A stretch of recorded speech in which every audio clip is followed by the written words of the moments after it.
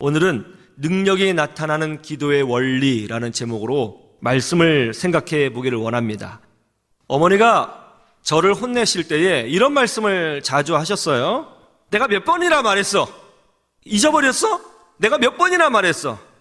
중요한 것은 반복해서 말을 하죠. 중요하니까 말입니다. 학교 선생님들이 수업을 진행할 때에 반복하는 말씀이 있습니다. 그것은 뭐예요? 중요한 거죠. 중요하니까 반복하는 것입니다. 예수님께서도 반복해서 하신 말씀이 있어요. 성경에 반복되어 기록된 말씀이 있습니다. 그것이 뭘까요? 마가복음 11장 23절이죠. 같이 볼까요? 시작. 내가 진실로 너희에게 이르노니 누구든지 이 산더러 들리어 바다에 던져지라 하며 그 말하는 것이 이루어질 줄 믿고 마음에 의심하지 아니하면 그대로 되리라. 이 말씀은 이겁니다. 예수님께서 무화과나무를 저주하셨죠.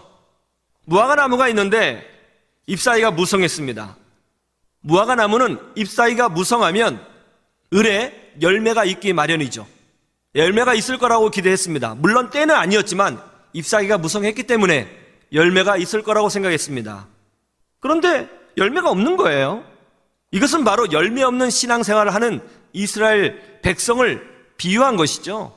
열매 없이 신앙생활하는 현대 그리스도인들을 비유한 것이죠. 예수님이 그 무화과나무를 저주하셨어요. 그 다음날 제자들과 함께 또 그 무화과나무를 지나가게 되었는데 웬일이에요? 그 무화과나무가 저주를 받아 바짝 말라 있는 거예요. 제자들이 깜짝 놀랐습니다. 주님, 이것이 어떻게 된 일입니까? 그때 우리 주님께서 이런 말씀을 해 주신 거죠. 산을 옮기는 믿음이 있다. 이 산더러 명하여 들려 바다에 빠지라 하면 너희가 믿으면, 기도하면 정말 그런 일이 일어난다. 그런 믿음이 있다. 이렇게 말씀을 해 주신 거예요. 그러니까 결국 열매가 없는 믿음이란, 열매가 없는 신앙이란 뭐예요? 진정한 믿음이 아닌 신앙을 말하는 거죠. 이 말씀을 자주 하신 거예요. 보면은 마태복음 17장 20절도 한번 찾아볼까요?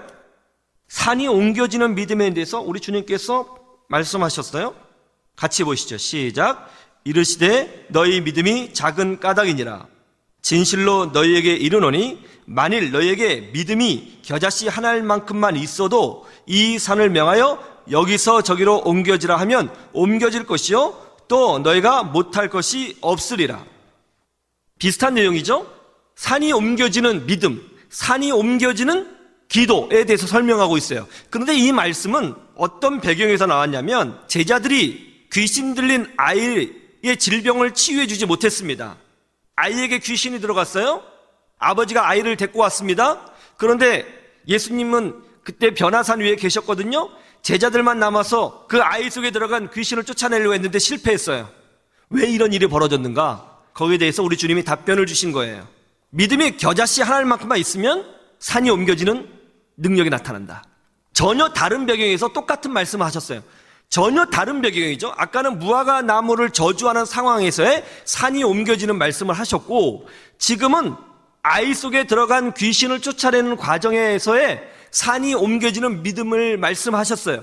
그러니까는 전혀 다른 상황에서 비슷한 말씀을 하셨다는 것은 무슨 의미냐면 예수님께서 산이 옮겨지는 믿음에 대해서 아주 자주 반복적으로 제자들에게 하셨다는 거죠. 여러 상황에서 성경은 이것을 매우 강조하고 있어요. 또 한번 볼까요? 마태복음 21장 21절 같이 한번 보실까요? 시작. 예수께서 대답하여 이르시되 내가 진실로 너희에게 이르노니 만일 너희가 믿음이 있고 의심하지 아니하면 이 무화과 나무에게 된 이런 일만 할 뿐 아니라 이 산더러 들려 바다에 던져지라 하여도 될 것이요. 마가복음에 본 내용 또 이제 마태복음에도 기록되어 있는 것인데 여기서도 마태 사도께서는 예수님이 하신 그 텍스트를 빼놓지 않고 정확하게 기록하고 있습니다. 왜 제자들은 다른 상황들은 조금씩 다르게 기록하여도 이 말씀을 정확하게 기록하고 있는 것일까요? 예수님께서 매우 강조하셨다는 것이죠. 고린도전서 13장 2절을 볼까요? 사랑이 최고다라는 것을 강조하기 위해서 기록된 말씀입니다만은 산을 옮기는 믿음에 대해서 또 나오고 있죠. 예수님과 제자들과 그리고 성경은 산을 옮기는 믿음에 대해서 반복적으로 이야기하고 있습니다. 반복된다는 것은 뭐예요? 이것이 중요하다, 중요하지 않다? 중요하다는 것이죠. 예수님은 우리가 산을 옮기는 믿음을 갖고 있기를 원하십니다. 그리고 산을 옮길 만한 기도의 능력을 소유하기를 원하시는 것입니다. 이건 분명한 거예요. 그런데 저도 그런 믿음을 소유하고 싶어요. 저도 산을 옮길 만한 능력이 있으면 좋겠습니다. 산을 옮길 만한 믿음의 능력, 산을 옮길 만한 기도의 능력이 있으면 좋겠습니다. 우리 주님께서도 그걸 원하시고 저도 원하고 있습니다. 저는 여러분도 그렇게 되기를 주님의 이름으로 축원합니다. 그런데 여기에는 중요한 영적인 원리가 있다는 것이죠. 그것이 뭡니까? 첫 번째로 내가 먼저 하나님 안으로 들어가야 된다는 겁니다. 이 산을 옮기는 믿음을 말씀하실 때에 예수님께서 제일 먼저 말씀하신 것이 있습니다. 그것이 뭐냐면 마가복음 11장 22절이에요. 22절 같이 볼까요? 예수께서 그들에게 대답하여 이르시되 하나님을 믿으라. 그러니까 산이 옮겨지는 믿음, 산이 옮겨지는 기도의 시작은 뭐냐면 하나님을 믿으라에서 시작되는 거예요. 여러분, 하나님을 믿는다는 것이 뭐죠? 하나님을 믿는다는 것은 하나님의 통치를 믿는 것입니다. 하나님의 주권을 믿는 것입니다. 하나님의 사랑을 믿는 것입니다.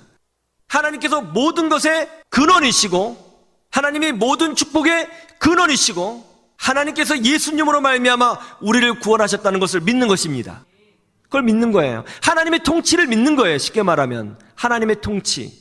여러분, 이 세상은 마구잡이로 흘러가지 않고 하나님께서 간섭하시고 통치하시는 줄로 믿습니다. 그걸 믿는 거예요. 그런데 이걸 믿으려면 우리 자신이 먼저 하나님 안으로 들어가야 되는 거예요.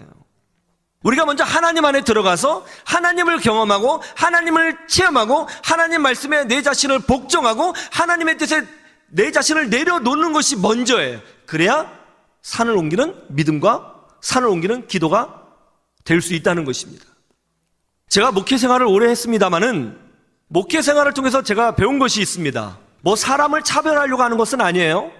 어떤 사람은 신앙생활을 10년, 20년을 했는데 느낌이 뭐냐면 세상 사람인 것 같기도 하고 아닌 것 같기도 하고 신앙이 잘하는 것 같기도 하고 안 잘하는 것 같기도 하고 애매한 분들이 있어요. 교회는 엄청 다녔어요. 직분도 있어요. 근데 세상적이에요. 교회 안에 들어온 것 같지도 않고 나간 것 같지도 않고 대화해보고 생각을 나눠보면 거의 뭐 세상 사람이죠. 근데 교회는 다녀요. 10년이 돼도 1년 된 듯한 그런 분들이 있어요. 신앙이 안 자라는 거죠. 근데 어떤 분들은요, 나중된 자가 먼저 된다고 신앙생활 1년, 2년 했는데 뜨거운 사람이 있습니다. 전적으로 내려놓는 사람이 있습니다. 체험하는 사람들이 있어요. 세상 것을 잘라내고 더 깊이 하나님과 동행하고자 하는 분들이 있습니다. 차이가 뭐예요? 저는 체험에 있는 것 같습니다. 체험을 한 그리스도인과 체험하지 않는 그리스도인들은 질적인 차이가 있습니다. 하나님을 경험한 사람과 하나님을 머리로만 알고 있는 사람은 다른 것 같습니다. 믿음이란 뭐냐면 내가 하나님께로 먼저 들어가는 거죠. 내가 먼저 하나님의 통치 아래로, 하나님의 뜻 아래로 절대 복종하고 순종하고 들어가는 거예요. 그런데 우리는 어때요? 내가 하나님에게로 들어가기를 원하는 것이 아니라 하나님이 내 문제로 먼저 오기를 원해요.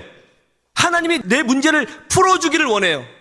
하나님께서 내 개인적인 문제를 가지고 먼저 나에게 다가오기를 원해요. 하나님, 이거 해주시면, 이거 풀어주시면 제가 충성하겠습니다. 하나님, 이 병 고쳐주시면 제가 헌신하겠습니다. 그런 분들이 너무나 많죠. 하나님이 먼저 오기를 원해요. 하나님 먼저 보여주세요. 그럼 제가 하나님 믿어줄게요. 이런 분들이 정말 많죠. 이런 분들 있죠? 하나님이 로또 복권에 당첨시켜주시면 그때 건축원금 할 수 있을 텐데 아니죠. 먼저 하나님을 믿는 거죠. 먼저 내가 하나님 안으로 들어가야 되는 것이죠. 내가 먼저 회개해야 되는 것이죠. 내가 먼저 진리 안에 복종해야 되는 것이죠. 내가 먼저 헌신해야 되는 것이죠. 내가 먼저 무릎을 꿇어야 되는 것이죠. 내가 먼저 낮아져야 되는 것이죠. 내가 먼저 하나님께로 다가가야 되는 거예요. 대학에 들어가면 그때부터 열심히 공부하리라. 내가 명문대학에 들어가면 그때부터는 이를 악물고 공부하리라. 아니요. 절대로 명문대 못 갑니다. 지금부터 공부해야 명문대학 가는 거예요. 지금부터.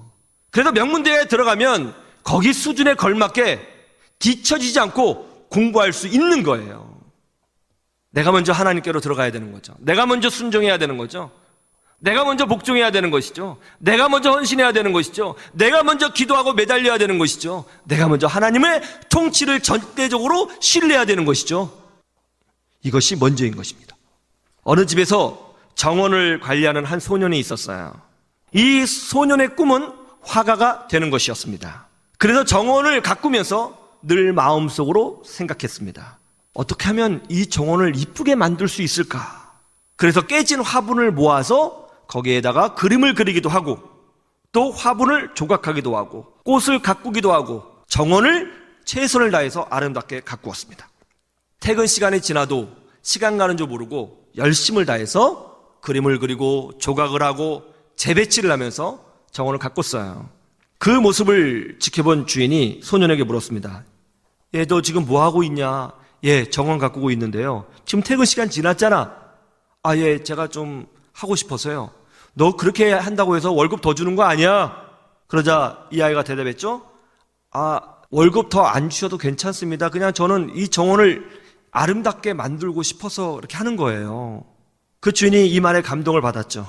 그래서 이 아이를 후원해서 미술 공부하도록 밀어줬습니다. 그 소년이 바로 미켈란젤로입니다. 산이 옮겨지는 기적이 일어나게 된 거죠. 내가 먼저 그 안에 들어가서 나의 자리를, 나의 위치를, 내게 준 자리, 직분에 대해서 충성을 다하는 거예요.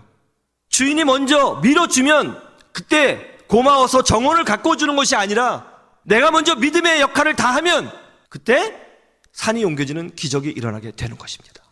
우리 하나님의 통치하심을, 하나님의 사랑을 믿고 승리하는 여러분 되시기를 주님의 이름으로 축원합니다.